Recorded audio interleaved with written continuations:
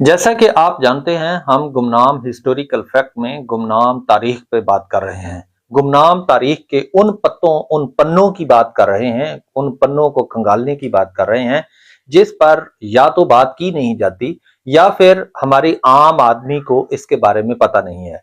जी हाँ, आज हम अपने चैनल गुमनाम हिस्टोरिकल फैक्ट में आपको अपनी सीरीज मुगलिया खानदान पर बात करते हुए आज जिस मौजू पर हम बात करेंगे वो है जलालुद्दीन मोहम्मद अकबर की शादियों का जिक्र।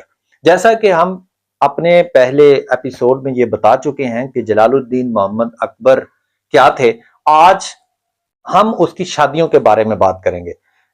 अगर आप जलालुद्दीन मोहम्मद अकबर की बीवियों और उसकी शादियों पर बात नहीं करते तो मैं समझता हूं तारीख अधूरी आप पढ़ते हैं। तो आइए बात करते हैं जलालुद्दीन मोहम्मद अकबर की बीवियों पर। जी हां, जलालुद्दीन मोहम्मद अकबर की पहली बीवी का नाम था रुकैया सुल्तान बेगम। मौरखीन लिखते हैं कि 1551 के अंदर इसके साथ शादी हुई और उस वक्त जलालुद्दीन अकबर के पास बादशाहत नहीं थी, वो दर बदर फिर रहा था। यानी ये हमायूं की भतीजी थी, सकी भतीजी थी, हिंदाल मिर्जा की बेटी थी। आप यूं कह लें कि जलालुद्दीन अकबर की कजन थी, तो उसके साथ उसकी शादी काबुल में तय पाई। ये उसकी पहली बीवी थी, अगरचे बे औलाद थी, लेकिन जलालुद्दीन अकबर इसे बड़ा मुअज़्ज़ज़ या ताजीम के साथ देखता था।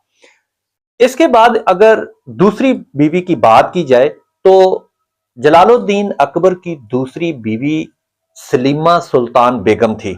सलीमा सुल्तान बेगम के साथ उसकी शादी 1561 में तय पाई। ये मिर्जा निजामुद्दीन बख्ती शाह की बेटी थी और हुमायूं की बेवा भी इसे कहा जाता है।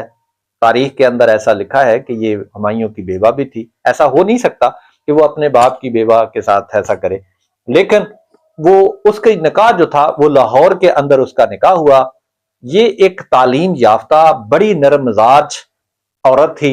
यही वजह है कि बादशाह जलालुद्दीन मोहम्मद अकबर अक्सर दरबारी मशवरे करते वक्त अपनी बेगम सलीमा सुल्तान बेगम को अपने दरबार के अंदर जगह देता था। इसके बाद तीसरी जो कि जलालुद्दीन मोहम्मद अकबर की शादी है वो हराम बाई या जिसे हम जोधा बाई के नाम से जो आज मशहूर है, इसके साथ शादी 1562 के अंदर तय पाई। 1562 के अंदर हराम बाई या जोधा बाई के साथ होने वाली शादी, जो कि दुनिया की तारीख में एक बड़े शोहरत था उसने हासिल की, ये राजा बरमल की बेटी थी और ये जयपुर के अमीर और अमरकोट के इलाके के रहने वाले थे जो राजस्थान के अंदर आता था।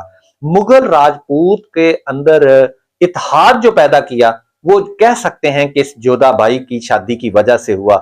तो ये औरत बड़ी नफीस और बड़ी ही एक मोहब्बत करने वाली खातून साबित हुई और इसी के बतन से जलालुद्दीन मोहम्मद अकबर के यहाँ उसका बेटा सलीम पैदा हुआ, जिसे बाद के अंदर जहांगीर का लकब उसने दिया। इसके बाद उसकी चौथी बीवी जो है वो बीबी दावल है। जलालुद्दीन मोहम्मद अकबर की चौथी बीबी बीबी दावल है। बीबी दावल गुजरात की राजपूत शहजादी थी और इसकी शादी 1570 के अंदर तय पाई। ये बरोज बतीवोड़ राजपूत रियासत से इसका ताल्लुक था। जलालुद्दीन अकबर की गुजरात मुहिम के दौरान इसकी शादी जो थी वो तय पाई थी।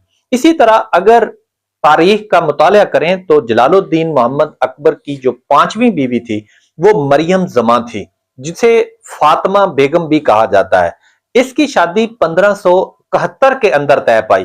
कहा जाता है, कुछ मुर्रखीन जो कहते हैं ये ईरानी नस्ल थी, लेकिन तारीख फरिश्ता में लिखा है कि ये तुर्क नस्ल थी।